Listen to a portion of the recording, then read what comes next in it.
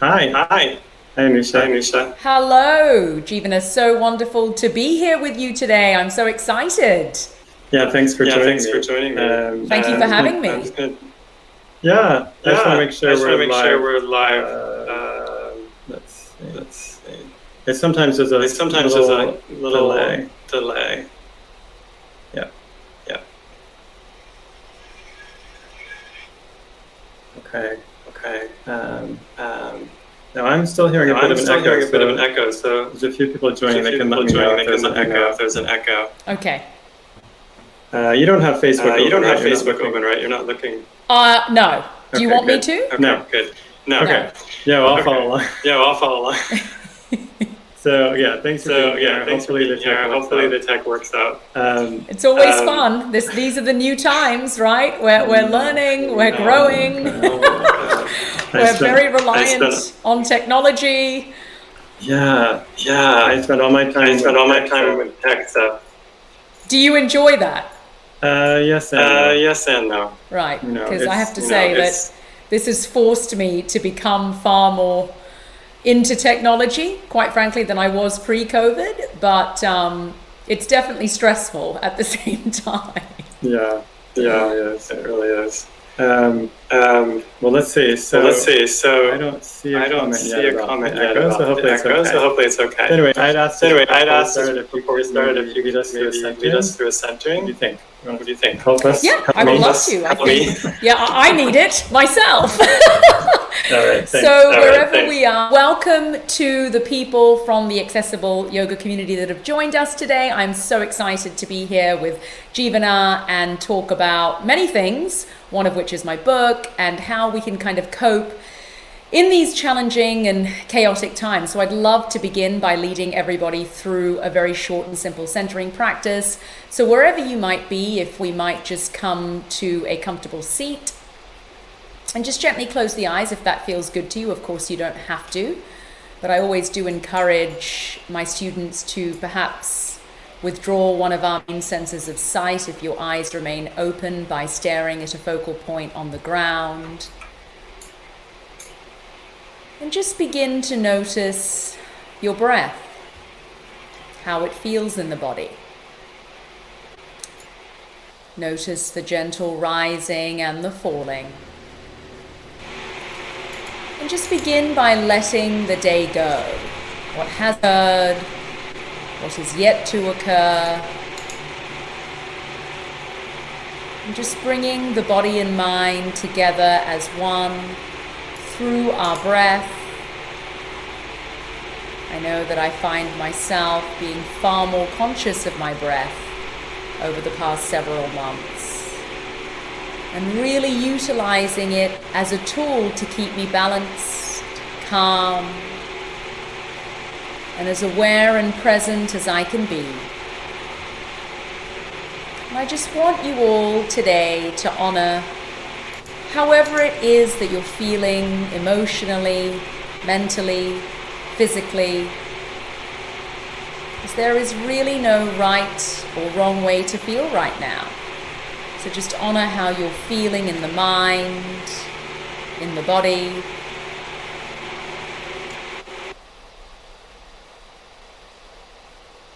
And just notice any thought forms that may be arising in the mind.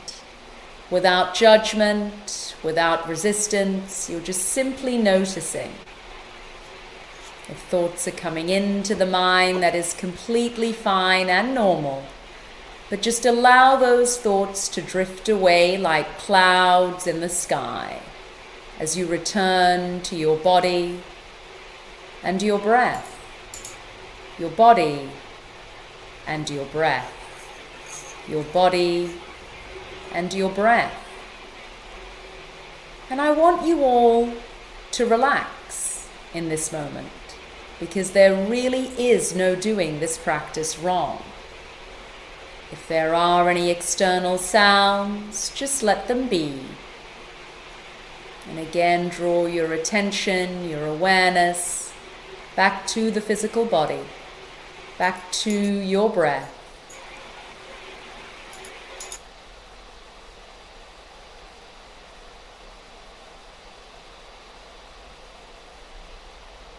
back to the chair you may be sitting in.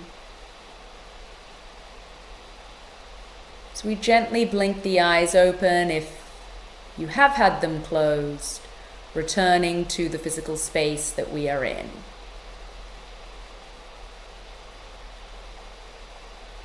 So hopefully you're feeling a little bit more present. I know that I myself have had a very harried morning. So sometimes it is really nice to just kind of come to a seat, wherever we might be. I often do this practice in the car after I've dropped my son off. And, you know, we shouldn't really, certainly for myself, I'm not looking for the perfect place to practice meditation or mindfulness. It's really just anywhere that I can find a moment to draw my attention back to my breath and bring my mind back to the present moment. Yeah, that was beautiful. Thank you so much. Thank you so much. I was just trying to work on the sound. Well, it sounds good. Okay, good. So maybe you could just tell us a bit about yourself. I know I put your bio in the event, but maybe you could tell us about your work. Yeah. So a little bit of background. I'm the daughter of Sri Lankan immigrants. I was born in London, but I've lived in 4 different countries around the world. I've now been in America for almost a decade. And in that decade, I have to say how much has changed. And I myself can't believe it, specifically if we just look at 2020. And I guess in many ways, you know, the book that we'll talk about, Jivana, has a lot to do with the time that we're in. But specifically for me, also focuses on representation. You know, yoga, meditation, mindfulness is a part of my indigenous faith. I was born and raised in the philosophy of Sanatana Dharma. Sanatana Dharma is Hinduism, but it's been more commonly known as Hinduism. And so the fabric of yoga truly makes up my life, and it has since I was born. And it is a true gift to be able now to teach the wisdom and philosophy of practices that have touched my life and touched the lives of my patients and clients every day. And this wasn't always something that I was doing for work.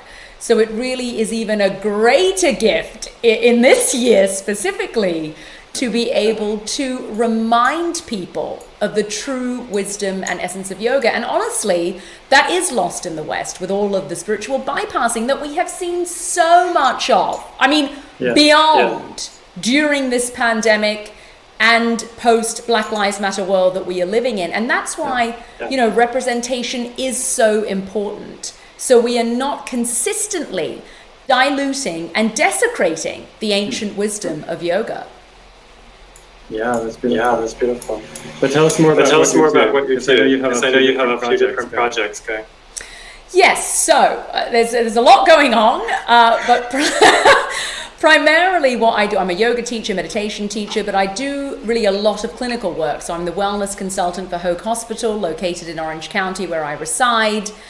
And I lead on all of the integrative medicine, meditation, mindfulness for their Women's Health Institute, as well as at the acute rehabilitation unit at Hoag Addiction, and as well as at their Neurosciences Institute, actually merging integrative medicine, holistic wellness practices now with virtual reality. I work a lot with breast cancer survivors, our Pre-Viva program, those that are at high risk of developing breast or ovarian cancer via a genetic mutation, as well as our maternal mental health program. So I'm incredibly passionate about women's health, but really any way that we can merge the ancient science, because remember, yoga is a science. It's an ancient science of the mind with modern medicine. So that's kind of my clinical experience. I also teach and facilitate workshops and trainings. I am presenting at your upcoming Accessible Yoga Conference, which I'm really excited to be doing, talking about the lack of representation in mainstream wellness publishing. I'm also a teacher with Yoga International. I have a podcast with them. I'm a faculty member with Off the Mat.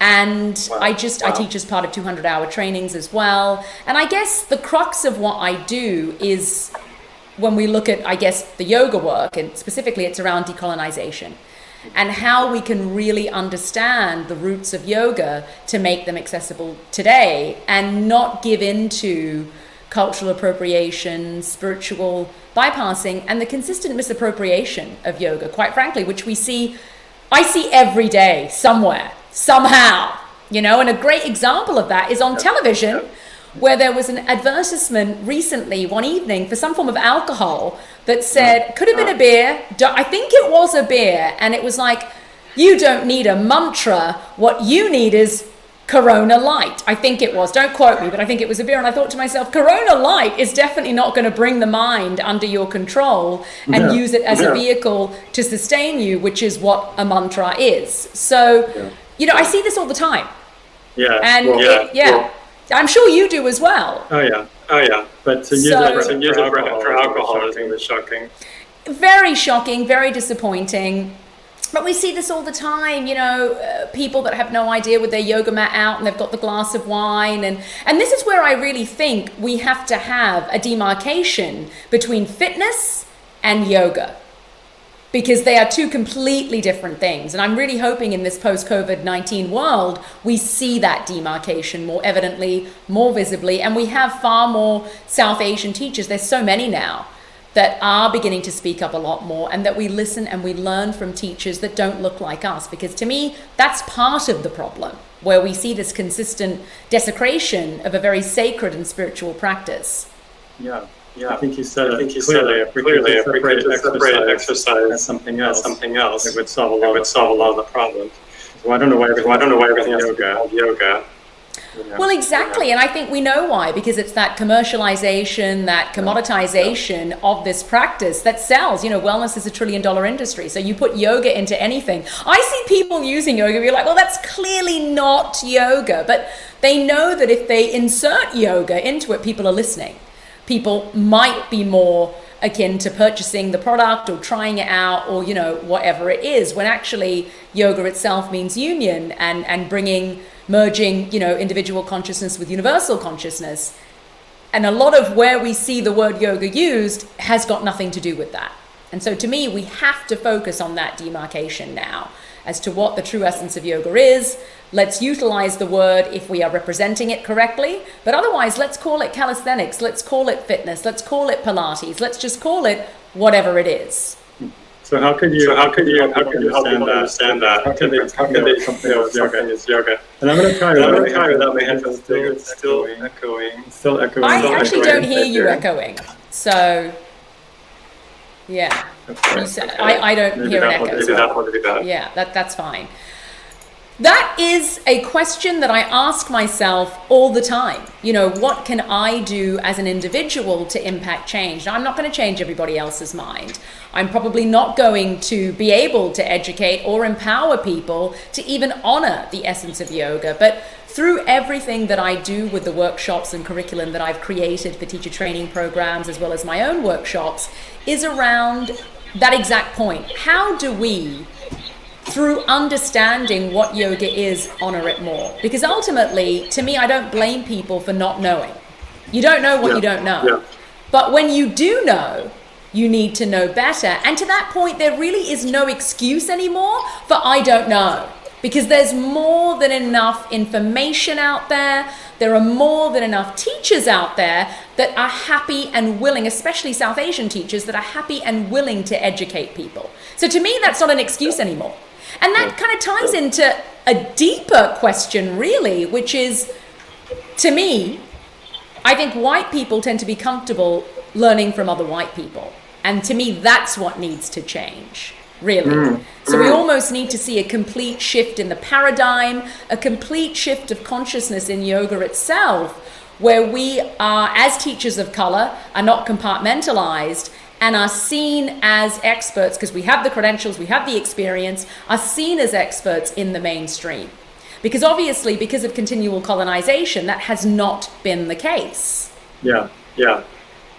So basically you're saying that so white people aren't listening to people learn about they're another white to tell them what yoga is. And that's not true. I mean, it's true. I mean, it's still a second step. Add it in there. And I think if we look at, you know, wellness in general, that's always the case, you know, where often people of color, teachers of color, are not given the opportunity to talk about their history, to talk about their traditions. And that's people of many different indigenous faiths and cultures. And so I think hopefully with what has happened this year in terms of the continual racial injustices that we have seen, hopefully more of a focus on social justice, racial awareness, we will see some form of shift happening. And that shift has to come from within wellness itself, if that makes sense. And to me, we need to move faster. Because what we often see is there's one person, it might be the token black person or token South Asian person or someone of color that then is, okay, well, we've got one. When obviously we all can't speak, I can't speak for all South Asians. I certainly can't speak for all people of color. And so therefore, why is that the case? Why do you think that's the case? You've been in yoga for many years. I think it's about power, control. And I actually think that corporate entities have shaped much of what we think of as yoga in the West. That actually it's not so much. I mean, there are individual teachers who are at fault. But I think it's the system as well. These companies have created something that they want to sell and market. And it looks a certain way. It looks like thin white women, actually. So able-bodied thin white women and men, right? Yeah. And it looks a certain way. Even mostly women. I mean, I know for myself that just as a man, I often do a lot of yoga spaces. Even though I'm a white man. There's just all women there. Which is fine. But I just think the marketing has been part of it. And the marketing has lifted certain voices of white people mostly. And I just think it's the way it works. It's the way that colonization works, where we take what is part of an indigenous culture and sell it, and slightly repackage it, actually, even sell it back to those people that we took it from. Yeah. And I think that's exactly it. And I've been talking a lot about this. It is white supremacy in yoga, and we have to dismantle that. And it's also the patriarchy. If we look at, for example, Hindu Sanatana Dharma philosophy, it's always white men, very often, that teach this in mainstream yoga. And why is that? There are plenty of people, myself included, but plenty of others that are knowledgeable, are experienced, have the credentials, that often don't get the opportunity. And so to me, that is rooted in white supremacy, and that is rooted in colonization and the continual colonization of yoga, because obviously the roots of India and Sri Lanka, where I am from, so my parents are both from Sri Lanka. Sri Lanka has a history of colonization of 443 years, from 1505, beginning with the Portuguese, moving to the Dutch, and finally with the British. So you can imagine, which is why it's very, very personal to me, Jivana, because my ancestors had to hold on, fight, and resist so I could have this conversation with you today, right? Because otherwise I would have been converted to Christianity or Catholicism, as many people were. And so to me, it is very emotional, because through this book and through my work, I truly honor my ancestors. And honor the resistance that they had to put up for hundreds of years in a very small island that Sri Lanka is, under 3 different colonial rulers. And I can't imagine their pain, their anguish, but it floods me, which is kind of what gives me the emotion to do what I do. You know what I mean? And to have that passion, because it's not only spreading, of course, the beautiful, timeless wisdom of yoga, but it's deeper than that. It is honoring my ancestors through the work that I do, and how they fought, how they resisted. And I can't even imagine what they went through, to be perfectly honest with you. Then, coupled with the subsequent genocide of Tamil, I'm of Tamil origin, of Tamil people in Sri Lanka. So our history in Sri Lanka has been dreadful. So through my work, I guess in a way, it's honoring them in whatever small way I am able to do that, to share this wisdom, to hopefully light a flame within people to understand what yoga is, to work towards dismantling white supremacy, to stop culturally appropriating and to stop spiritual bypassing, and to really understand that the beauty in this world truly lies in diversity. And I've been to almost 50 countries. I've lived in 4. That is what makes the world beautiful and whole. And when we can honor each other as one, but respect the differences. And whether that is different race, ethnicity, gender, sexual orientation, physical ability, whatever those things might be, because that's yoga. Yeah. So where have we gone in yoga? Because that's not what we, I mean, that's not what we see. What you just said about that, honoring, how did you say, honoring the connection, but also the difference. Yes. The key is both things together, because everyone, if we go to one or the other, and that's the spiritual bypassing, is when you just go to the we're all one, and instead of really looking at the fact that our experience is different. Exactly. And when people say to me, I don't see color, I want you to see my color. And also that's complete BS, because everywhere I go in the world, the first question I am asked, where are you from? So I begin, I'm from London. Oh, what do you mean? Where were you born? I was born in London. But where are you from? You know that finally in South America, I just said I was from Sri Lanka. I just gave up. I was just like, I'm so tired of the whole history and the backstory. And I was just like, I'm from Sri Lanka. That's what they want to hear. So when people say they don't see color, it's complete BS, because we all see color. And even children see color.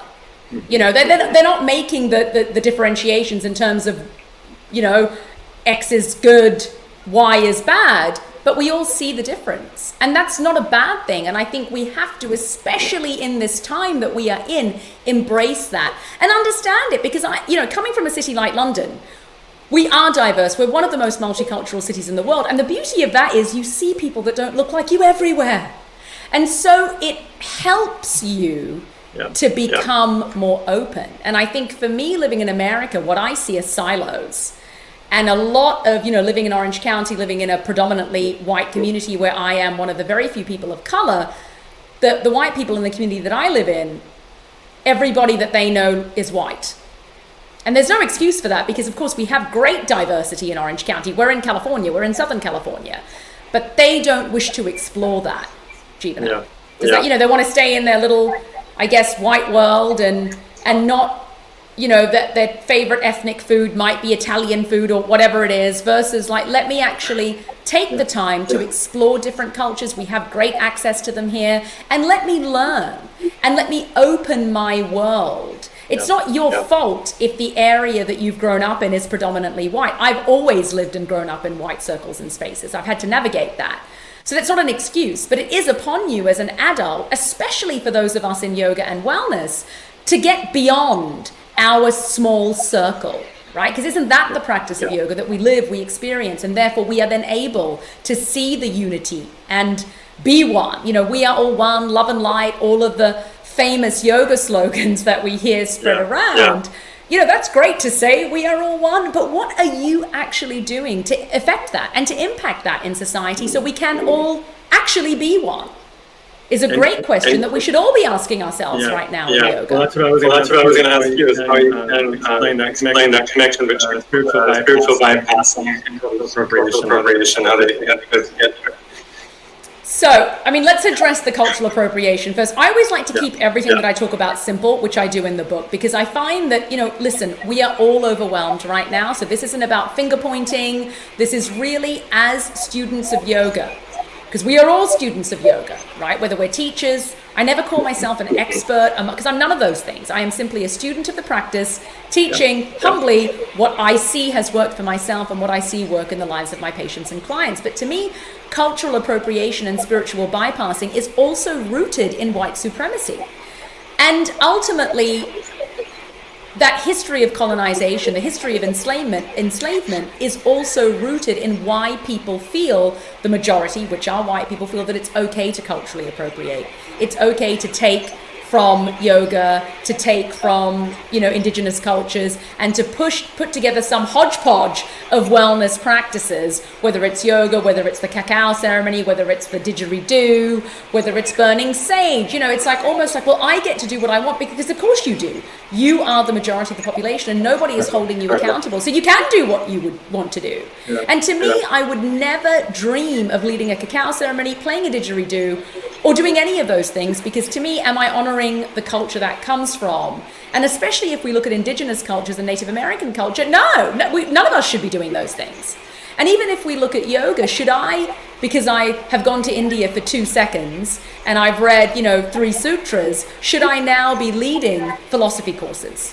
And I think that's a question that we really have to be asking ourselves, because I see this more and more and more. People that just graduated from a 200-hour, haven't really been studying the practice for very long, now deem themselves, because of the whole cultural appropriation and white supremacy, experts. Of course I can teach mantra. Of course I can teach mudra, because I've read 2 books. Yeah. And to me, I'll never forget when somebody said to me, well, why don't you teach Yoga Nidra? And I was like, I would never. I've studied under Swami Brahmananda at the Satyananda School of Yoga in London, but I would never dream of doing that, because I don't feel that I have enough training or am equipped to do that. Does that make sense? Mm-hmm. So I think that we all have to become more comfortable with what we know and what we don't know. We don't need to teach everything, and nor should we. And I think we're now in a time when there are so many diverse voices in yoga and wellness, where we can learn from people that are talking about the negative impacts of cultural appropriation, the negative impacts of decolonization, and how that feeds into direct racism in the societies that we live in. Because cultural appropriation is a form of racism, whether people want to admit it or not. And it's deep spiritual bypassing. And this is why when we are speaking out, those of us that are teachers in yoga and wellness, about, let's say, for example, Black Lives Matter, we shouldn't talk about that because that's not yoga. How that's not yoga, I don't know. That is exactly what yoga is all about. Yoga is social justice in action. And to your point, if we actually look and read the Bhagavad Gita and the Ramayana, both of those ancient sacred Hindu texts, which are some of the backbones of Sanatana Dharma, along with the sutras, the Upanishads, the Vedas, we have many scriptures, talk about the path of yoga as social justice. So when people say to me social justice isn't yoga, I think to myself, well, you obviously don't know what you're talking about, number one. And number two, you obviously haven't read those books, or you've read someone's diluted synopsis of the Gita, which we have a lot of, right? So I think to me it's do the work, and really for the majority of yoga practitioners who are white or not South Asian, listen. Be willing to listen and expand your mind from authentic teachers. Because remember, yoga is a lived practice. It's not something that we can read one book and suddenly adopt tomorrow. And I really feel that for those of us that have been born and raised in this philosophy, it is different because it's not something that we've adopted. It's not something that we picked up 5 years ago. It is something that we were born and raised and immersed in. And that's not all South Asians, but there are certainly a lot of South Asian teachers out there that I know that are doing this work and doing this work well. And so for me, it's about listen. Take a step back and listen, but listen without the ego. Because I know, Jivana, when I teach decolonization, the defensiveness that comes out of white yoga teachers or students just by even saying the word cultural appropriation or spiritual bypassing and the wall that goes up. Right. Well, I love what you said about social justice yoga. That's what it is. And you talked about colonization. And if you look at Gandhi and the way he used teachings to create a revolution against that colonization force using the yoga teaching. So actually, it feels like saying that yoga is not social justice is not only misunderstanding, but I think it actually disempowers that history, disconnects us from that history. It's actually been used. Exactly. To create revolution. Absolutely. And if we look at Swami Vivekananda, who was the first person to bring the teachings of yoga to the West in 1893, when he spoke at the Parliament of World Religions in Chicago, and he was a direct disciple of Sri Ramakrishna, which is Vedanta is one of the 6 schools of Orthodox Hindu philosophy. Sri Ramakrishna himself says, yoga is serving others. Therefore, it is, what is that? Social justice. You know, and even in the children's book that I have for my son Surya, one of the stories basically says that from Sri Ramakrishna. And it's a beautiful story. He ends that, you know, that he has, it's like the life and times of Sri Ramakrishna for children. And at the end, it basically says, your practice is, yes, to realize your own divinity within, absolutely, right? That individual consciousness merging with universal consciousness. But then it is your duty to take that out into society and to uplift and alleviate the suffering of others around you. And I couldn't think of a more poignant time in my life that we need to be doing that now more than ever. And that is why, you know, yoga is social justice. It is. Yeah, I mean, it's in the Gita as well. There's a section where Krishna says, basically, once you connect with Krishna, once Arjuna is connected with Krishna, the next step, then you become connected with all beings, and you feel the suffering, the pain and pleasure of others as your own.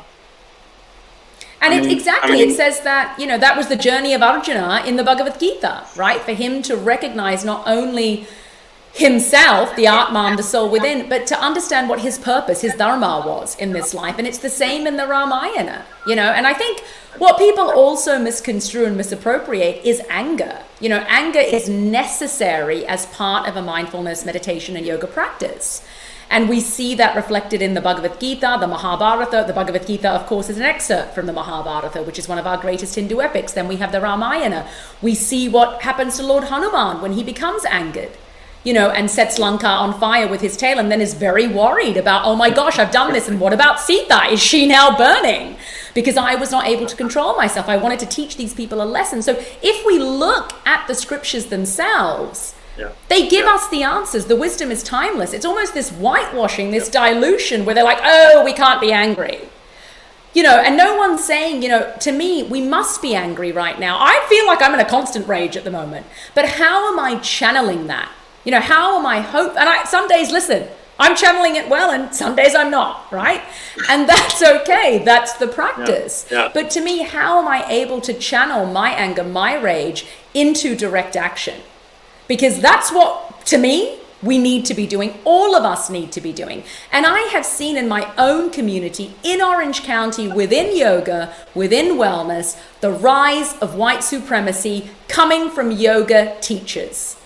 And this is why I feel so strongly and passionately about this, because this, I can't tell you how deeply this saddens me, especially when they start using our scriptures. You've got enough of your own. You know, go to the Old Testament if you want to quote something. Please don't use ours to desecrate our sacred indigenous practice even further. And I think I see that firsthand in the community that I am in, coming from yoga teachers, yoga students. You know, the anti-science, the QAnon, the racism. And to me, that is a huge, huge problem that I think more of us need to be speaking out about within yoga and wellness. QAnon is crazy. You just said something that made me think. By saying that, you know, you shouldn't be angry. It's actually another way to control you. Of course. To say, yoga means you're not angry. Basically saying you need to go along with this, system that we've created that we benefit from. And you're not allowed to have your response, your reaction. Yeah, and exactly, and I am often told this again by the majority. I've not seen South Asian teachers teach this way. I've not seen black teachers teach this way. It's interesting, again, when we look at the whitewashing of yoga and the continual colonization of yoga, that then turns around and tells us how we should be feeling and what we should be doing, which is another form of control. And again, that white supremacy, like, well, tut, anger's not good. And even if we look at the whitewashing of Buddhism as a great example as well, you know. And what I love is Thich Nhat Hanh himself said, listen, the world is burning. Just meditating in your hall is not enough, right? Yeah. We have to take our practice out of our meditation room and our hall and into the world around us, because when the world is burning and we're just like, oh, I'm going to ring a gong and say a prayer and do a meditation, it is not enough. He himself said this. They released his foundation released a statement. So there you have it. But we're not hearing that from a lot of, white Buddhist teachers who, again, are doing I'm not angry and I shouldn't be angry. And again, trying to tell us how we should think, what we should do. Amazing book, How is that? It's amazing. It's amazing. It's exactly what you're talking about. Embracing anger as part of his practice. It's mostly Buddhist. Lama Radhavans is a Buddhist teacher, but he's also a yogi. Right. And I've heard, I haven't read the book myself, but I have heard good things. And radical Dharma. Yeah, exactly. Because we have to listen, we all have, and this is yoga, we experience joy, we experience sadness, we have anger, we have happiness, we have jealousy, we have resentment, but we also can experience joy. We experience through our practice the full gamut of human emotions. Yoga isn't discounting our negative emotions to be toxic positivity all the time, because that just doesn't work. And all we're doing then is suppressing our true emotions, which then turn inwards. And they say in Ayurveda, dis-ease begins in the mind and manifests as disease in the physical body. And I see that all the time with the work that I do at Hoag Hospital. So we have to honor how we are feeling. And that is yoga, that is meditation, that is mindfulness. And we then explore the root cause. Often I hear all the time, well, we have to have love and compassion. Of course, yes, we do. Absolutely. But we also have to honor that to have love and compassion, we have to get to the root cause of our anger and our rage. And to me, I look around where I live and I have never seen more angry white men running around, with their Trump flags and their giant trucks and bringing their rage into society. And I think to myself, those people are in pain. They are in trauma, right? And so therefore, they need to begin that journey, because it's not enough for me to send them love and compassion. It's not going to change them, right? So we have to think beyond. Times have changed. And we all have to be asking ourselves, as students of the practice, as teachers of the practice, how can we evolve in these times with our practice? Because just sending, love and light and peace and prayers isn't enough. It has to then correlate into direct actionable items. Yeah.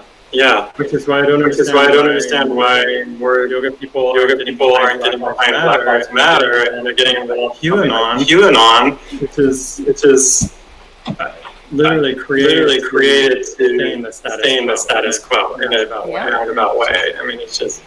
And we've seen that immensely in San Clemente in Orange County, because the anti-vaccination people, or people that are not pro-vaccine, have joined forces with QAnon now. So QAnon's repackaged their message to now target people that were not, I don't want to say anti-vaccination, but were not pro-vaccine, whatever the term is. And also people that don't believe in science. Thank you. That don't believe in COVID-19 because they're anti-science and they're anti-fact and they're anti-logic. I'm sorry, they are. I've tried to have conversations with people in my community around this, and logic and reason, it just doesn't work. Facts don't work. Statistics don't work. So we kind of then have to take a step back and think, well, we can argue all you want, but that's not going to change these people's minds.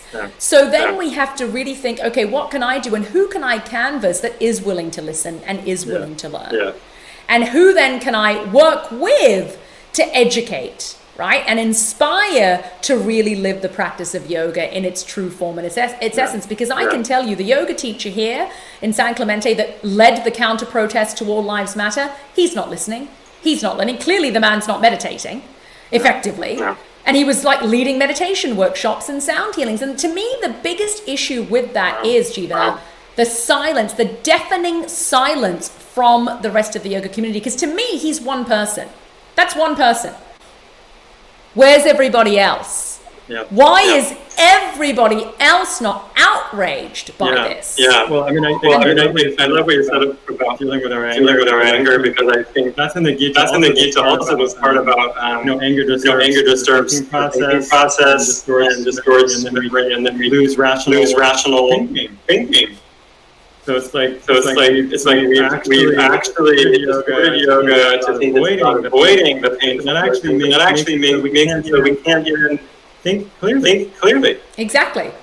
And to me, the biggest problem that we see in society right now is that people have uncontrolled rage and anger, but that stems from deep trauma that is unresolved. And so to me, yes, obviously the path of yoga is individual in the way and shape that, yes, those people have to, work on it themselves, but we should all try to be here. Listen, there's some people that are never going to be convinced or converted, and it is what it is. But try to be here as bridges for the people that may want to listen and may want to think about things differently. And I think with the work that I do specifically, I'm hoping to build that bridge with the people. Like, listen, the person that's anti-black, anti-science, I just, to me, I'm not sure that I'm going to be able to translate my message to that person. I will try, but sometimes it seems impossible. So to me, for all of us, don't focus so much on people that really have no desire to listen or learn. Let's focus our time and our energy on people that do, because there are lots of people out there that do, that need to be hearing this message. And what we don't need any more of in the yoga world, and specifically I'm calling on white yoga teachers and students, is silence. Because the deafening silence from people in my own community, especially as one of the only people of color here, was very traumatic, to be perfectly honest with you, and very saddening and devastating to me. And, they would say things to me like, well, I'm scared. You're scared? How do you think I feel? I'm like a target everywhere I go. I don't get to hide behind white skin.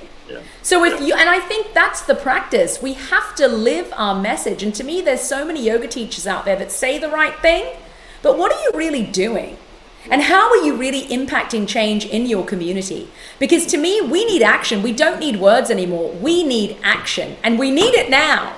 And I often hear, this is the other thing that I hear as well. Oh, I'm working on myself. Listen, we're all working on ourselves. I'm going to be working on myself until I die, Jivana. I can't wait for the perfect moment, for the perfect Anusha. It's not ever going to be perfect. I'm always going to have things that I have to work on within myself. But now is the time for all of us to step up, stand up, speak out, and be counted. And we can do that by voting. I feel very strongly about that too. That's true. Well, the least we can do. Exactly. One of the many things. I want to go back to your book for a minute. Your book is a little more practical. And not as political. Which is, I actually love the politics personally. That's going to be the next book. The next book's definitely going to be far more political and social justice. The book is really about honoring my ancestors, but making the practice accessible to everybody. Because as you know, obviously as the founder of Accessible Yoga, we all know darn well that yoga and meditation and mindfulness is elitist, is whitewashed, and is inaccessible. And to me, that pains me. The thing that I hear all of the time from my patients is meditation is not for me. They say it all, I hear it all the time. That's the one sentence and slogan I hear all the time.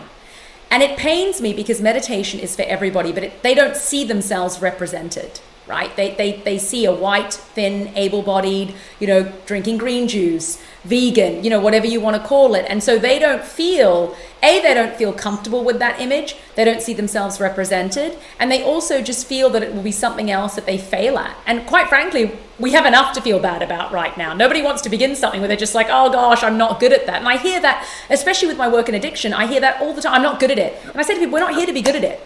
We're not here to have a blank canvas of the mind. We're really not. That's also impossible and unattainable. We are here to practice, and we are not striving for perfection. We are simply engaging in the practice, which then has direct benefits in our mind and in our life. And to me, that was the whole kind of, premise of the book, to make meditation accessible to people with a long-term practice that don't have time anymore. because none of us have time anymore, especially now in post-COVID. We're working from home, our families are at home, we have our children more, and so we don't have elongated periods to practice yoga and do meditation or do much of anything anymore, apart from kind of the bare things that we need to get done. So the book is for people that are new to a practice and, like you said, people that already have an existing practice that want to hear from an authentic perspective, because Sanatana Dharma, Ayurveda is weaved into every aspect of the book, along with some of my personal stories. And certainly being British, we don't share that much personally. So it's definitely kind of one of the most personal essays, if you will, that I put out into the world. But really it is to make the practice accessible and attainable to everybody, because we all have 5 minutes. Nobody can tell me that we don't have 5 minutes. We all have 5 minutes. We spend, myself included, 5 minutes doing nonsense. There's only so many animal memes we can look at, so many YouTube videos we can look at. So I say to my patients and clients, do the nonsense, but please, please, please take 5 minutes out of your day to practice meditation. And again, we're not looking for the perfect place. You don't have to go to the top of a mountain. I meditate very often, Jivana, in my car, because it is a quiet space. I arrive early to where I'm going and I meditate in my car in parking lots all the time, because it's not where I'm doing it, it's how I'm doing it. And for busy parents, especially those listeners that may be working mothers, it's hard. It's and especially my sons too, so it's even more difficult. So even when he's sleeping, I'm stressed that he's going to wake up. I don't feel like I'm just, and I've got this to do and that to do. So it's almost just like trying to find 5 minutes that isn't perfect, but is 5 minutes at whatever time of the day works for you. And all of the practices that are outlined in the book, and I talk a lot, to your point, more about my clinical background, working in a hospital setting, working as a clinician, working in integrative medicine, and how that's impacted with my patients in addiction, with my patients that are cancer survivors, that are previvors, and also have maternal mental health issues. And all of the practices that I outline are very simple, because I've got to be honest with you, I pick up a lot of books and you look at the practices and I'm thinking, I don't have time for this. I don't even know what you're talking. I need to do this and and I just was thinking, how can we simplify it so the actual practice is genuinely 5 minutes and I don't need loads of stuff to do it or have to learn multiple new techniques. I can just do it, and I can do it at my house, and I can have success in 5 minutes. That's awesome. So, can you tell us how you can find you? Yes, should I just type it into the chat? Well, not in here. Okay. So you can direct them to my website, which is www.shanti, SHANTI, within, WITHIN.com, where it has details of how you can pre-order my book. And I think a really important point is, which I'll, talk about a lot more at your conference coming up, is the need for greater representation of people of color and specifically South Asians in mainstream wellness. And we're going to have success, obviously, if people buy the book. And I think that's a really important point. How can we support authors of color? And I know that for myself in yoga, I always focus on really trying to support and amplify the voices of women of color who have written books in yoga and meditation, because they need amplification. So the details on my website of how you can pre-order the book, which is coming out on the 8th of January, due out by Llewellyn Worldwide. You can also follow me on Instagram at Shanti Within. And in the post today, I just did detail where you can hear me speak. I have a number of different speaking engagements coming up. I'm speaking with you in October at the Accessible Yoga Conference, which is online. I'm part of the upcoming Off the Mat Leadership Summit next week, which is due out. I'm speaking at a number of different Hoag virtual conferences and a Living Beyond Breast Cancer conference as well, that are all open to the public. So you can find details of all of those things at Shanti Within, as well as some of my upcoming courses with Off the Mat and Yoga International. Great. Thank you so much. Thank you. I hope the sound worked out okay. This was great. It was awesome from you, and ready for your book to come out. Thank you so much. Thank you. I loved having this conversation with you. Thank you for inviting me on, and I'm really excited for your upcoming conference. It's going to be awesome. Yes, it is. I'm glad you'll be there. Yes, me too. Okay. Thank you so much. Thank you, everybody. Thanks for joining us. Okay, bye. Bye-bye.